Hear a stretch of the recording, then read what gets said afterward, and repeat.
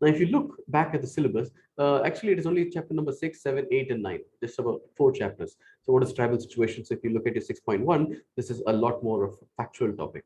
Okay, very factual sort of a topic. Okay, factual topic. 6.2 is relatively different, right? When you talk about the problems of the tribal communities, they itself tell you what are the kind of problems that you have. Land alienation, their poverty is their indebtedness, their literacy and education, unemployment, and also underemployment and unemployment, right? And then health and nutrition. So this, this is probably something that requires case studies, examples, right? And reports, stats, and so on and so forth, right? Then there is another portion that basically says tribes are constantly displaced. And not only that, this results in culture change. So you're talking about the culture change aspects. Okay, what exactly is the culture change sort of aspect? So all of these kind of questions, whether it is about urbanization, whether it is about industrialization, whether it is about displacement, right? All of these things are basically going to result in, the tribes basically having, going through, culture change, culture deterioration, culture erosion, right? Okay, all of those sort of aspects. Okay, now this is more of a polity sort of an angle. Polity plus examples, right? Sort of an important sort of portion. What are the important articles? For instance, you have articles, starting from your 14, 15, 16 equality. You have articles that are more of Article 46, which basically says economically weaker sections or economically education of the backward sort of groups, and so on and so forth. So there are many of those sort of aspects as well, right? So this is more of a polity sort of aspect, especially catering to 3 different groups, which is your SCs, which is the scheduled castes. Okay, that is your Dalits. Then the next one is your scheduled tribes, which is essentially the tribals or the tribals with the certificates, and also the other backward classes. So right, so these sort of aspects you should be very, very sort of clear. Then the next portion is essentially your social change in contemporary tribal societies. See, in this one, right? So within this, you break it into 2 different portions. Okay, so what is social change?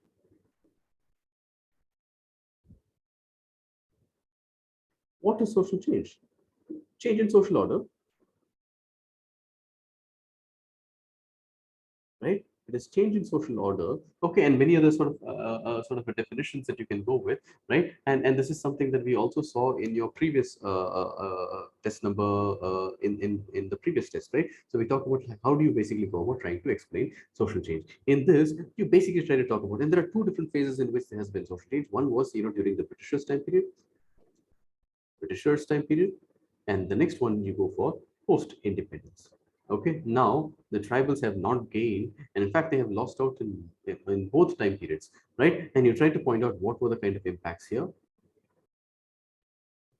and you also talk about what are the kind of impacts here, and try to be as sort of multidimensional as possible, right? As multidimensional as possible. There are also welfare measures in scheme, Van Bandhu Kalyan Yojana, Forest Rights Act, and so on and so forth, right? But we'll come to that.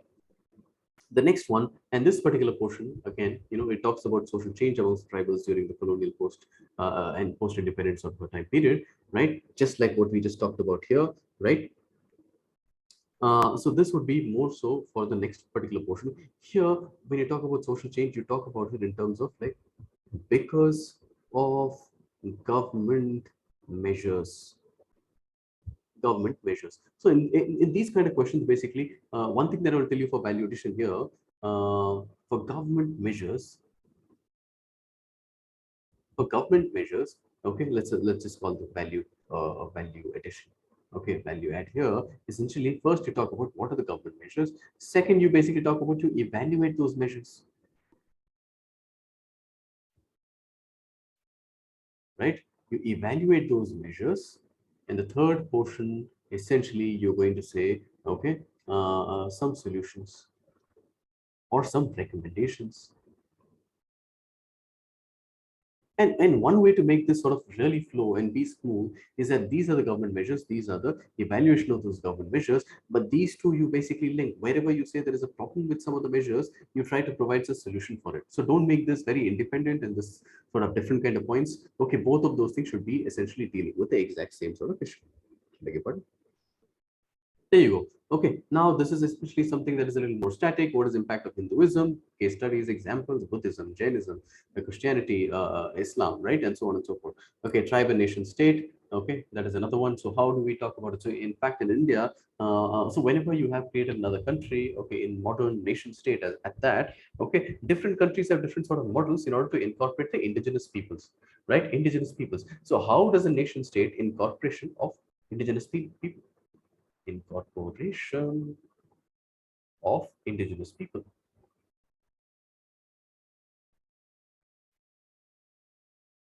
See, in Canada, they call them First Nation people. First Nation.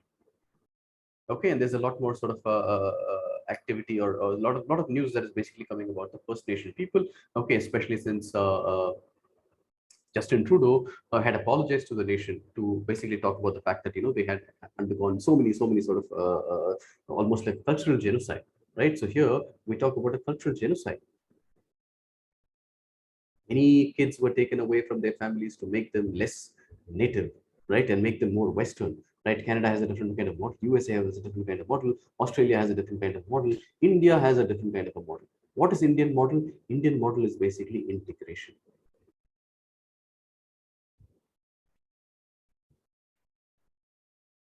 right? And you will link it to Panchsheel. Now, what is integration? Integration basically says that how much you want to integrate, when you want to integrate, and to what extent you want to integrate is all left to the choice of the tribals themselves, right? To the choice of the tribals themselves. So basically giving them a lot of room for that, right? And they don't have to sort of assimilate into our culture, the mainstream sort of culture or the mainstream sort of language and religion and so on and so forth. They can be a tribal and yet a good Indian at the same time, right? Then there are some other portions. Okay, history of the administration of the tribals. It could also be the tribal policies or the forest policies. How exactly did they basically evolve, right? And anything regarding your PTGs, role of NGOs, all of those things are separate sort of questions. But these are all questions that can be handled in a very easy sort of manner, right? And 1 year there is a role of anthropology tribal development, and one in terms of rural development, and 1 year is probably not there. So this is also very sort of important topic.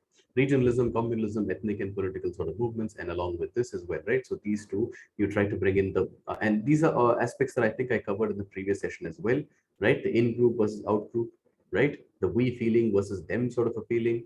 Okay, with the we feel like, we all have common interests, and even like, interests that are very sort of similar, and what is in my interest is in your interest. But if we belong to different sort of ethnicities, or if we belong to different sort of regions, we basically start feeling us versus them. Whatever is my interest is against your interest, and whatever is your interest is against my interest. So it is almost like a zero-sum game. I gain, you lose. Sorry, you gain, I lose. Right. So this sort of perspective is also starting to come out.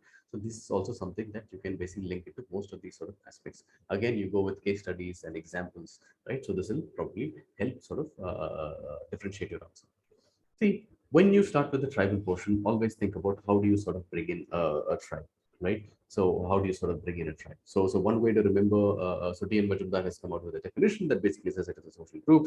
Okay, it has a particular sort of a territorial affiliation. There is endogamy that they practice. There is territorial affiliation, we said. There is language and dialect of a specific nature. There is they maintain social distance in comparison to many of the other groups, right? Whether it be the other tribals or even if it is other groups that are more of let us say the caste groups, right? And we have those hereditary tribal rulers a lot of times. Sometimes it may not be hereditary, and also there is very little functional sort of specialization in these groups. Okay, very little specialization of functions in these groups. I should have bolded this, but I have not. Okay, but no worries. Okay, I'm going to highlight this. Okay, so these are the kind of ideas that you have. Okay, so this is something that you could go with basically. So this basically tells you there is an anthropological perspective.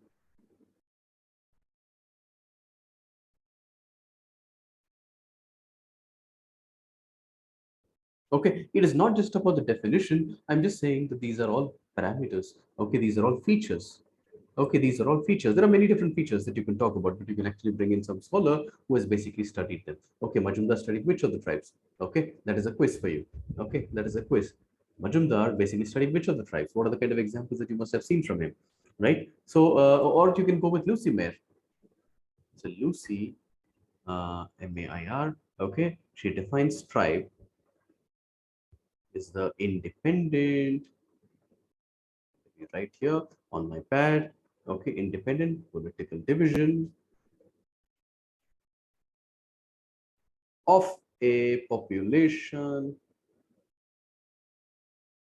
with a common culture, right? With a common culture. So I think this also could probably help you in sort of making, so giving some sort of an anthropological perspective when you write about a particular tribe. So who are the scheduled tribes, right? What is the difference between a tribe and a scheduled tribe? Okay, so what is a tribe and how is it different from a scheduled tribe? Okay, now this is generally a question that we have started seeing very, very sort of often, right? So the way you would probably talk about this thing is by showing what makes a tribe a scheduled tribe. And for that, all you've got to do is essentially show that there is constitutional recognition, right? So you basically bring this constitutional recognition.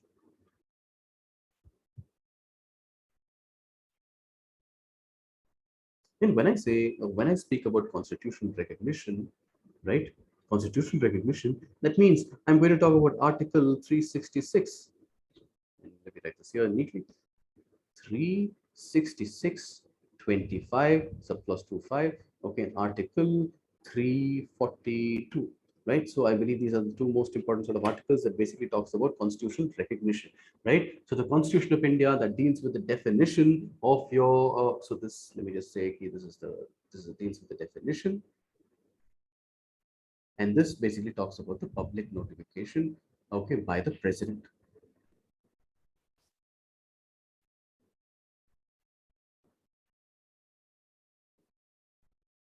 Now, when we talk about a definition, do we have a very clear sort of a definition about what makes a tribe a tribe? Actually, no. So we do not have very clear sort of a definition. So let's be clear about this as well. So for today, in today's time period, we go with a definition that is something from Lokur Commission, and we'll take a look at that as well. Okay, so just be very, very clear that there are some features that is talked about by the local commission, right? There is a distinct culture. There is primitiveness in them. There is backwardness in them.